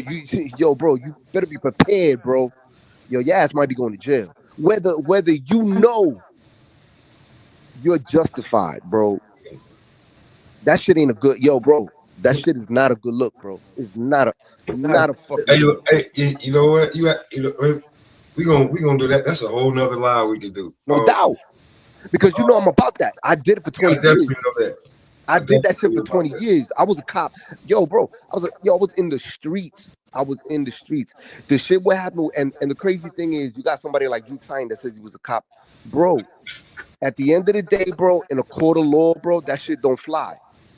Oh, no, because there's procedures once you tell. Like, I only could speak from my family members who are police detectives and state troopers here in New York. when a person tells you they have a firearm in the car, the first thing you're gonna ask them, it's like, okay, I'm not gonna reach for my sidearm just yet. I'm asking you right now and I appreciate your you coming forth and saying this. Is the firearm legal? Do you have your carry and registration on you? If you got those two things on you, and then you got your what is it? Because I had to write the this lady in the police commissioner's office. You have to write a letter uh, to get permission to carry a firearm. I had a firearm and I was involved in doing something that I had to carry a lot of money, so I was just asking for a temporary permit to carry. I was gonna go to the gun store that's on Elizabeth Street in Lower Manhattan. It's always filled with cops there. You feel what I'm saying? And you can go buy, rent, whatever. As long as you got all your paperwork and everything, you can get yourself a gun. You feel what I'm saying? So Mm-mm. I went through that process, and while I was there, I was talking to some of the officers, and it's a dude who's an ex cop that actually runs it. So for me, it was I knew a certain amount of procedural things that have to go through. The way this cop reacted, and I think that's why the Bud security was like, I was scared as hell because I felt like our lives was in jeopardy, and anybody who did anything false, the way this dude was acting, I felt that he would have ended us, because you heard what he said, Uh, and then you immediately backed out on him. You All right, broke procedure right there. so now I'm gonna drop two things on you, right? Somebody tells yeah, go you ahead. Cause we're gonna get back to boxing right after this. somebody tells you I got a gun, right? And then they tell you they got a license. Out of those two things, what's the most important thing that's gonna click in your brain? The gun or the license? If I'm not ready to overreact, it's probably No, gonna. no, no, no. This is quick, baby. This ain't no over. It's boom, boom. What's going in I your brain? pulled I pulled somebody over off of a traffic stop, and they tell me they got a licensed firearm. I'm leaving it at that. What do you mean by you leaving it at that?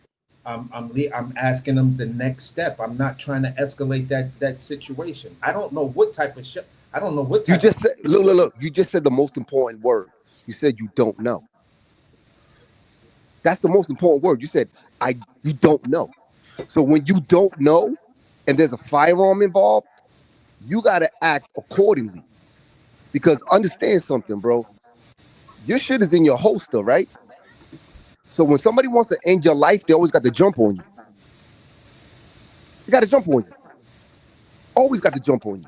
You know what I'm saying? And I'm not justifying what this cop did. I'm not justifying it. I'm talking about when it comes to tactics, you know what I'm saying, and wanting to go home. As soon as somebody tells you, yo, I got a gun, but it's licensed. Well, yo, my shit's coming out.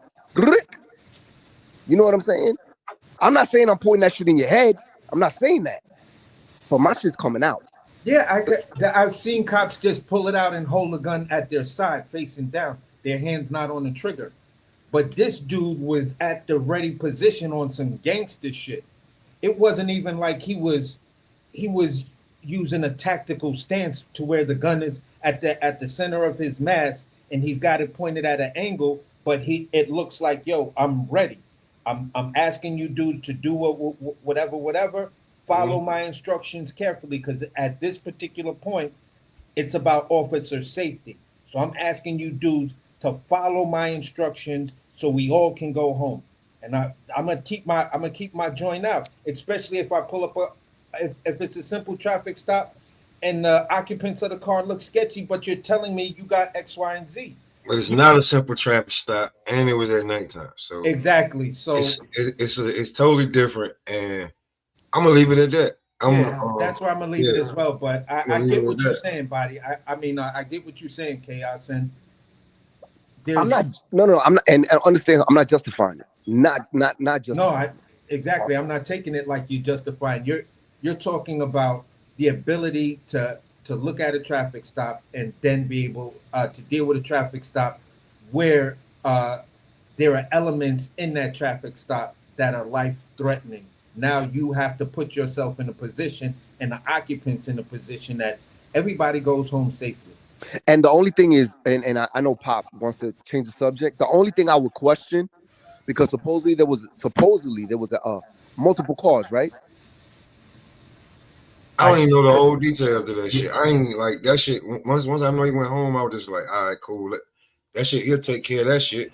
Yeah. But supposedly there were multiple cars. I would just question, if there's multiple cars, why did you choose that car? That's the only thing I would question. But we could continue. What's the next topic, Pop? I want to ask Chaos about these fights because I know I'm gonna get a funny ass response. I want to know what you think about Fundora fighting Keith Thurman. I don't understand it. I don't understand it. It makes no sense. It makes no sense. It's gonna be rapid fire for the you know what I'm saying? We go because it's a few fights I want to hear him talk about.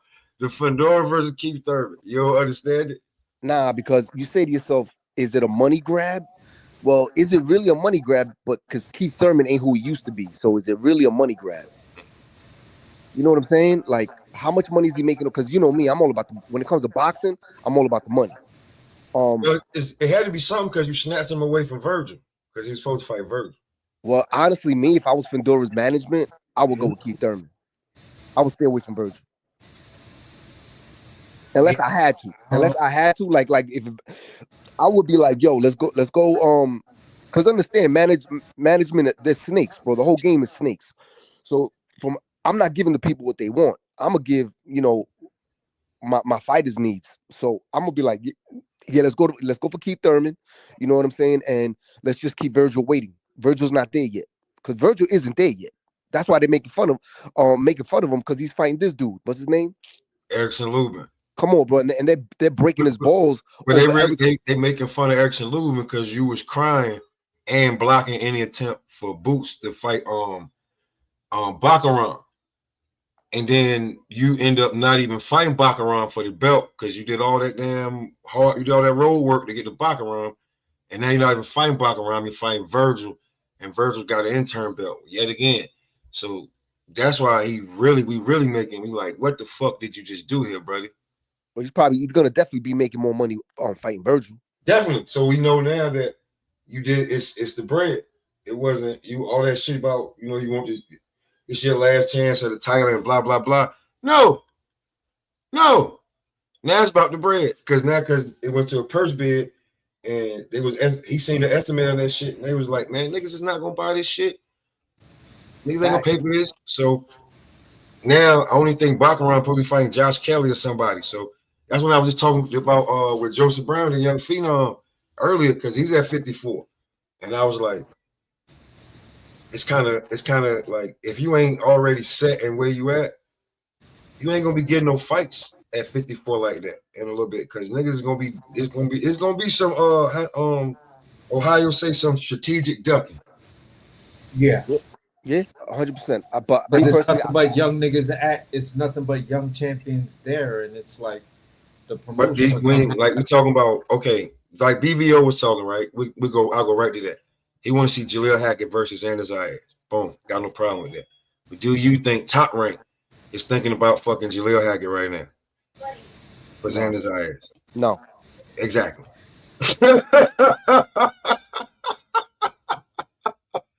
Certain shit like that, right? So, and that's what that's at 54. I mean, so I go to another fight at 54 that's gonna stay right in the algorithm. Boots Ennis versus the Lima nigga, right? And they was making fun of him at the beginning, calling him he fighting the limo driver. It's called him limo driver. So Boots fighting the Lima nigga, right? But strategically, I think the Lima nigga is the IBO championship. If you know boxing, AC, you know boxing, right? Yeah, we already talked about how big the IBO is over there.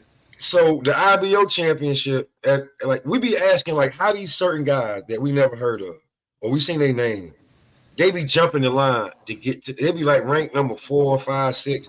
They be the IBO champion, and they get a shot at the damn champion. Yeah. right? So he's fighting him. He could take his little belt, and I think it's a title. It's a eliminator, title eliminator. Every sanctioning body gonna be looking at it. Like, so Boots was actually strategically doing what he's supposed to. But Even though he's supposed to jump up there and just fight Virgil or Bakaram, and as you can see, Lubin was campaigning for his belt. And then he turned around and ended up fighting Virgil. Fandora's supposed to fight Virgil. I mean, what's it called? Supposed to fight Virgil. Keith Thurman. He ended up fighting motherfucking Fandora. And this is what we got. We had musical chairs at 54. yeah, but for me, Pop, that the move of what Boots is doing, I get it. But for me, it's like, okay, I'm gonna ask just two questions. One, where are you fighting for the IBO belt? Because over here. If see, that's the bit. That's problem number one. Because if you're gonna fight for the IBO belt, you go the fuck over there. Now you're fighting on foreign ground. We're going to actually see what Boots can do, what Boots' name, Jerome Boots, and his name carries across the pond outside of Philly. We know you could do at least 10,000 or maybe 9,000. You feel what I'm saying in New Jersey. We know you could do 14,000 in Philly. You feel what I'm saying? But what can you do once we put you on the platform? Because if he's going over there to the sheet, he's not going over there to fight on the sheet card, bro. See, but that's what I'm talking about. It's like, not going over there. He's gonna build his fan base. They're gonna do it. Eddie Hearn already done said. Yeah, but that's the problem. That's the problem with where that Boots fans have. It's like, bro, they are moving you so fucking slow.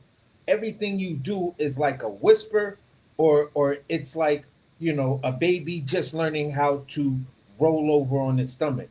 You were the lineal champion. You were the unified champion At of 147. Yeah. So the thing was, if we're gonna say you're the next coming to Roy Jones, then it becomes a what would Roy do type of situation. I think we and a lot of people, I think we offer the Roy Jones shit and the way this shit going now.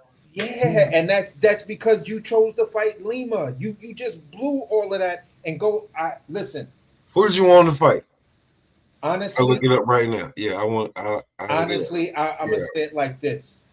Mm-hmm. I think with all the title defenses you had with the IBF, you could have went up there and just fought Bakaram, and that I just told you Lubin was campaigning for. Lubin was making all this noise because I'm gonna tell you, because Erickson Lubin, that's T's guy. Because we watched all the fights. You went all that back and forth. I remember in the debate with. I remember being in the debate with him because the niggas and Lubin did all of that, and then once Boots signed to fight Lima, you can't like okay, I'm not fighting you now, Lima. Now I'm gonna go. No, you already contractually signed. Once y'all even got into contract talk, it started being that hey man, Lubin may not fight Bakaram because of the man. What you call? Okay, but let me before Boots. I hear all of that, right? But when it comes down to certain tangibles, and I'm saying it like this. Laura, that's who we talking about. Who was Bakaram supposed to fight? Just to make sure. Supposed to fight Erickson Lubin. Yeah, Lubin. I'm sorry. I always get the name mixed up. What I'm saying is like this. When I look at Erickson Lubin's name and the weight that name has, and I put both of them on the scale. When I look at Erickson Lubin at 54, right? And then when I look at Jerome Boots Ennis, right? Lubin, you fighting Bakaram, people won't know who's the A side in that fight. But Boots fighting Bakaram, we know who's the A side in that fight. He was taking no step aside money though, bro. That's what I'm telling you. That's why he's getting climbed. Then what was Lubin doing? Why would you take I just told you he was blocking. That's what I'm saying. I'm asking. He wasn't taking step aside money. Why would you take this company man bullshit? I'm trying to tell you. Cock block that. He won 2 title eliminators. his big case was this is maybe his last chance for a championship. Blah blah. I'm telling you, that's why I do all of that. And then after Boots signed, I don't even know if it was after, like why he was in and when you know that the contracts is like damn near done. That's when you start hearing the rumblings of he's not even gonna be fighting him. Baccarat may be fighting Josh Kelly. Boom, musical chairs happen. Fedora fighting motherfucking he fighting Keith Thurman, and then because Virgil Ortiz was also talking shit because they was asking him his dad or whatever. I heard they were talking shit about like Virgil about to fight somebody that's gonna be that Boots will never be popular in twice as popular as Boots, whatever, some shit. That's supposed to be Keith Thurman, allegedly. So now Fedora's fighting him. Then you end up fighting Lubin, and Baccarat don't got no damn, but Boots is already locked into a fight. Xander just had a fight, so you know he's not about to fight. So, and then, matter of fact, when the dude Tellez losing, because once Bud fought Canelo, he dropped the WBA. What's this nigga name? Abbas Barrero. He's the champ now. So when it comes to that, like, bro, it was musical chairs. It was either make a fight or wait till next year. Real talk. That's exactly where it's gonna be. Stay or wait. Here's the fucked up part, because you look at it like this. You had for me, it looked like you may have had a direct path. We seen, and this is the thing that me and Dub Right Side got into a big debate, and he just thought he was cooking somebody, but he was making points that weren't relevant to what we were talking about. Here's the thing. Bud was originally supposed to fight Fundora. I mean, he was originally supposed to fight Mel Charlo on his move to 54. That fight falls apart. Then it's Fundora. Now you're moving up. You using your WBO status. WBO president comes out and tells Fundora, listen, you are not fighting anybody until unless you fight Terrence Crawford. If you choose to try to fight anybody but Crawford, we're going to strip you of that belt. You feel what I'm saying? Mm-hmm. Who cock blocked that fight? Who came in and cock blocked that fight? Errol Spence. What, the Fundora fight? Yes. But that was for the WBC, and that fell through. And then after that, no, Pop. Remember the whole situation. That's when Fundora, what's the name, came out. Leonard Ellaby came out when Fundora still had both the belts. Bud was going to fight him when he still had both the belts. Yes, that's on the WBO side, but that was still on the WBO side. Yeah, but the WBC was coming from Earl. The WBC. Yeah, but what I'm saying is, I get where you're telling me it was for the WBC and it was and that was Earl, but that one situation with Errol Spence was PBC was doing their best to push Bud out the way. That's an in-house fight. Yeah, it's an in-house fight. So of course, it's PBC style, and that's what Leonard Ellaby said. But did we ever get Errol Spence versus Fundora? No, not even for the WBC. You still got a PBC fighter though. Who did he fight? So my point is this. If I'm looking at Jerome Boots Ennis, right, and I'm looking at Baccarat. Yeah, Baccarat, I don't believe is signed to any major U.S. promotion. Definitely not. We don't. So if Boots come in with the big dog money behind him, what big dog money, bro? They not spending no fucking money with him. He had Eddie Hearn behind him, bro. Eddie Hearn is like, nigga. They listen. And see, you heard what Ohio. I don't know, but listen. Charles Conwell got a shitty offer that was like, nigga, are you serious? So come on, bro. You already know that he really not. He really not. Like, come on. But you're making my point for me. You're making my point for me in saying that. I told you they tried to offer Lubin step aside money. They offered him good step aside money, more than he said no. So you say no to fight. He locked in. He was locked in. No to like step IBF aside couldn't money, move him but around. you're He fighting. won 2 title eliminators. They couldn't move him around. Bro, I'm telling you, I'm dead on this shit. Like, But if he Pop, win the whole point of what I'm saying is you take can't step put that on aside Boots. money to only fight a guy who I doesn't can't have put a that on belt. Boots, bro. I can't put that on Boots. If I try to But make you fighting like, a guy. But what I'm saying for Lubin. I'm not talking about Boots right now because yeah, it's a 2-part argument. What I'm saying about Lubin is, all right, you cock block Boots, right? yes, You play the company man, whatever the fuck it was, and you yes, cock block Boots from using his ability to have a direct shot at the boogeyman at 54 champion, which is yes, Bakaram, the nigga that don't nobody want to call his name out. You yes. He feel just what I'm killed saying? himself. Yeah, he killed himself to put him in the position. Yes, Exactly. So boom. So then what do you do after this cock block? How can I justify? there Lubin's isn't. move That's why niggas is. to That's why. say you're fighting Virgil Ortiz now who has no belt. You haven't That's met why as a champion. That's why the shit is funny now. That's why I say, and I made that live I think a few months ago or a while ago, that I can't blame Boots for this move. Cause it looked like he seen the bullshit. Like, yo, bro, he probably saying the same shit you saying, bro. You like, or his team, or like, yo, you know that you can take this step aside money, and then you fight Boots would be a bigger payday than you even fight Baccarat. What, no matter what, you know what I'm saying? And he was on some no shit, bro. That's what I was getting. I was hearing, and then out of the blue, once you knew it was going to purse bid and nobody was picking this fight up, like the Turk wasn't picking it up, the zone really didn't care. They're ready to go to purse bid, and he seen the estimate of the whole fight being somewhere around 1.2, 1.4. He faded out and instantly ended up signing the fight version.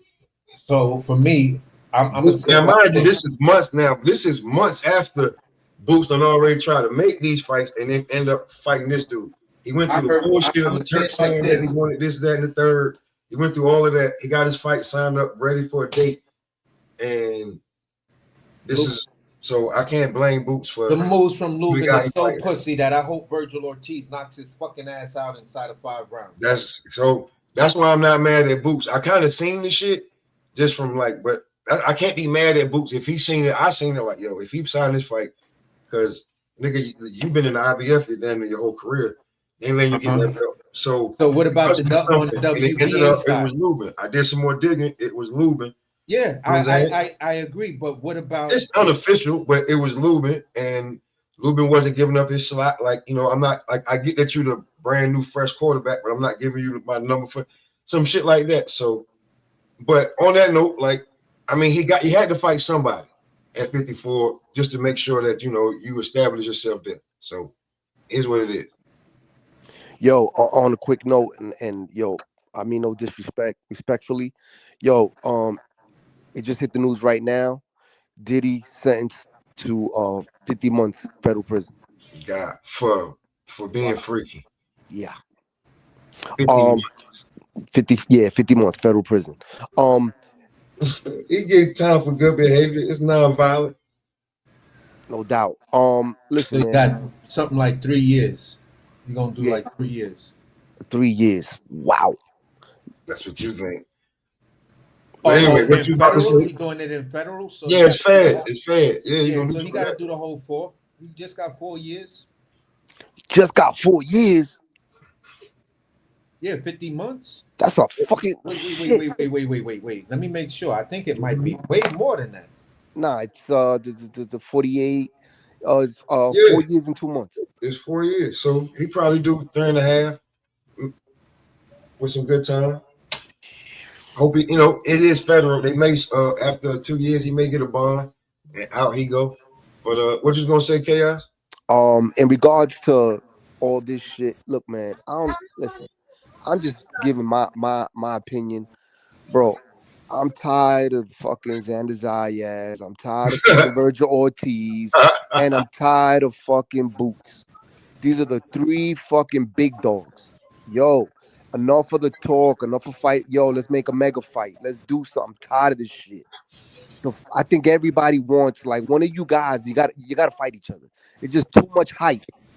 You know what I'm saying? That's what's going on in boxing today, bro. If Don King, man, Don King and Bob Arum, they would have made this shit happen, bro. It would have been either Virgil fighting Boots.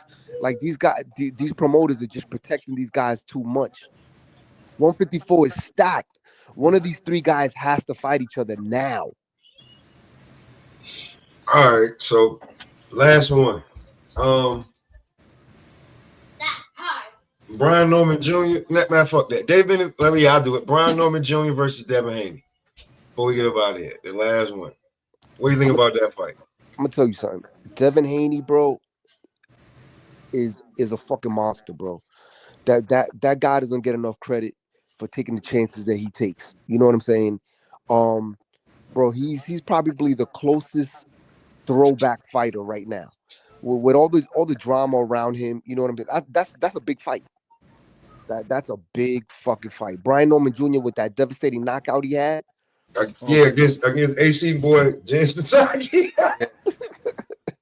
He Listen. smacked that nigga. He smacked that motherfucker 2 weeks. Oh shit! You know bro, he's putting it out there, man. You got to give him credit for that. All day, yeah. So that's how you feel too, AC? I give Dev hella fire credit because you look at his Ryan Garcia fight, then you look at the first fight he has after Ryan Garcia fight, and then him taking that year off or whatever, and it didn't even seem like you were really trying to acclimate yourself to be able to come to 147 to the 147-pound division and shit like that. So when I look at everything, I don't think Devin Haney makes it 10 rounds because there's going to be a point where he's going to have to fight. And if you try to do what one of his biggest critics, one of the biggest things that his critics talk about is his excessive holding, Brian Norman is strong. You've seen what he did to Devin Haney's security. So Dev, you try to clinch with him, he gonna bust up out of that shit and hit you with one of them little short uppercuts that's just gonna put your whole shit up, and then he's gonna. I just see it as a scary, devastating knockout.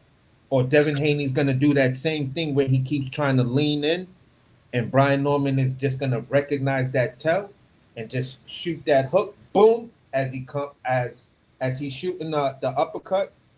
Devin Haney's going right up in it, boom, head goes back, wow. Like one of those type of things where the whole fucking stadium is quiet, the medics, and then, we seeing Devin Haney being carried out on the stretcher with a fucking thing around his neck. I just can't see any other way because every one of Devin Haney's flaws, and he's my guy. Every one of his flaws, every one of Devin Haney's flaws gets him knocked out by Brian Norman. This was like I applaud what you're trying to do, and I'm saying it like this. I'm extra critical on you because if you win, I want to eat the biggest humble pie with a 3 Michelin star sauce, a wine pairing that cost me $500, the whole fucking nine. Because I'm going to say, listen, hands down, I don't never bet against Devin no more. But for me, I just don't see this man in any kind of way making it out of that fight, and that fight goes 12 rounds. All right. I mean, can I say this? I mean, yeah. It's gonna be tough for me to even look. Devin, when he's on his A game, he's on his A game because even though when Regis, yes, we know Regis Prograde was on his downslope, but what he did to Regis, man, that was just. If he can get back to like looking like that, then we, but my keys for victory for Dev to beat Norman, you got to go back to the Dev that I seen when you was training in Floyd Mayweather camp. When you was throwing the three jabs, and it looked like you threw 3 jabs and stepped in with three hard jabs. In the same time, I've seen niggas throw 1 jab. That You talking about Devin when Haney, Steen was you talking about when Steen was training. yeah, that Devin Haney He's sick now, bro. So outboxes Brian Norman Jr. 10 days out of 10 days. I don't know. That's not But gonna be that's not the happening, bro. Devin Like, Haney that I've been seeing. That's not the Devin Haney I saw fight Regis. That's not the Devin Haney I saw fight Loma. I just saw a glimpse of that Devin Haney when you take the 24 rounds he did with Cambosis and you look at both the fights back to back. You'll see pockets here and there, but it's not that guy anymore. They see them guys was always way smaller than him, bro. Like now, and that's what I'm talking about. The last 3 fights that he bought, that including the Brian Norman fight, the last 2 plus this one, the guys were his size. So, or he know they just as strong. He just because you bigger than them don't mean you stronger than them. Like the Ryan Garcia shit, even though it's non-valid, nigga, we all seen that shit in 5K. Bro, so Norman is bigger than you and he's stronger than you. Well, no, Devin is That's an bigger than absolute him. fact. But like as far as like just being like pure strength, I get what you're saying. But I did hear something that I heard somebody said. Shout out, respect to Dean. He does, like Brian Norman does like to load up with that left hook, but he is swift with it. So on that note, anything else y'all want to say before we get up out of here, man? Yeah, I got something. Go ahead. What's the point of Devin Haney even fighting Brian Norman? Let's say he beats Brian Norman, right? What's he get out of it? The belt. I mean, Devin Haney's at a point in his career that his resume is so. And listen, there was a time that I honestly, the way his last fight, that was horrible. But when we talk about resume, I think that he should forget about them belts and just be looking for mega paydays with the Teofimos, and even try to get a Ryan rematch. fucked that up. This is Plan B. Ryan fucked that up by losing to Rolly. Yeah. So, I shit got disconnected. But yeah, Ryan fucked that up by losing to Rolly. Real talk. Hold on. There you go. Yeah, Ryan fucked that up by losing to Rolly. Go after Rolly. No, Rolly's fighting Manny. I'm saying before I don't understand why they entertained Brian Norman Jr., man. I just don't understand it. I thought he was going to go after Barrios. Honestly, I thought he was going to go after Barrios or Rolly. Those were the 2 guys that I was like, Dev, if you going up there, fight either one of these 2 guys. It's going to be a good fight. It's really going to let everybody know if you're a true 147 pounder, because I've been asking Dev to go up to 147 after the Loma fight. I was like, don't even go to 40. Fuck 40. To be truly honest with you, right? When the shit happened, right? Because the VIP be different. I love that shit. When he went up there, they was screaming the boot shit. That shit fell. That shit was like funny. Rolly had just won. He really wasn't trying to fight Rolly for some reason. Boots had 2 belts. So then when it came to the WBO, it was like, and Brian Norman and them, I guess they thought that Brian Norman and them wasn't going to take the fight, or they was going to be scared of some shit. And it ended up being that Bill found somebody he couldn't out-talk, and that we here. Because, he wouldn't even be talking about fighting another champion. To be truly honest with you, this would be a title fight against Ryan, because Rolly got the belt high as soon as Boots said he was moving up. Yeah. So this Ryan would have been that shit, and then Ryan probably could have gotten them win at Boots, or at minimum for him, fight Devin in a rematch that actually count for his title. This has been Ryan's first title, but he fucked that bag up. And on that note, man, we're gonna get up out of here, man. We're gonna great show, man. Good talking to you, Chaos. Nah, we're gonna be in the background. Y'all gonna miss the background shit. We're gonna kill him. But yeah, I appreciate y'all pulling up, and y'all stay looking for the young phenom, man, Joseph Brown.